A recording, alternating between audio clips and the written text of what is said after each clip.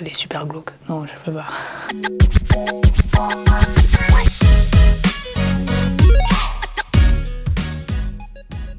Je m'appelle Mirana, j'ai 26 ans et je suis interne en médecine générale en 5e semestre. Et accessoirement, j'ai un compte Instagram assez drôle qui s'appelle Stay Panda Medlife.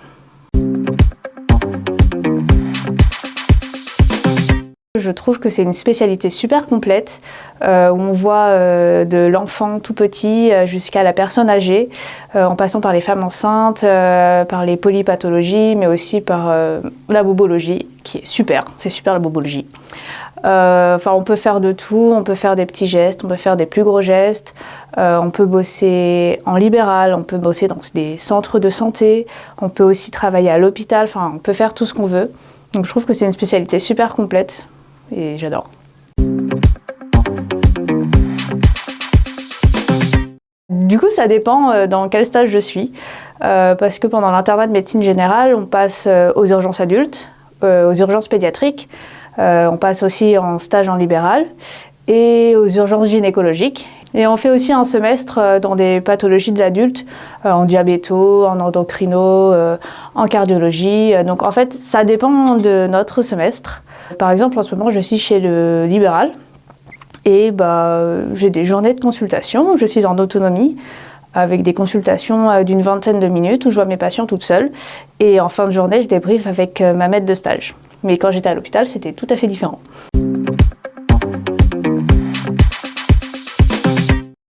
Oui. C'est une super spé quand on aime toucher à tout. On peut vraiment faire de tout, que ce soit de l'hospitalier, du libéral, des urgences, du semi-programmé, du suivi de patients, des visites à domicile. Donc c'est vraiment une super spé.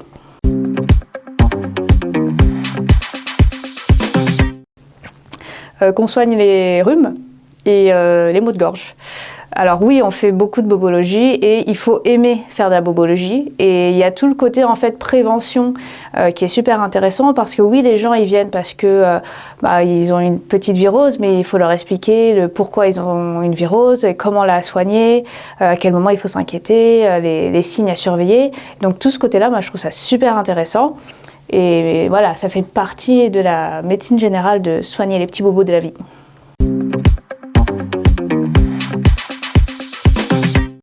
Alors moi, j'aimerais bien bosser dans le libéral, bosser si possible dans un centre multiprofessionnel avec des infirmiers, des diététiciens, pourquoi pas, et avoir ma petite patientèle et pourquoi pas faire aussi du soin non programmé comme des petites urgences ou aller en maison médicale de garde pour garder toujours un pied dans les urgences tout en gardant ma petite patientèle.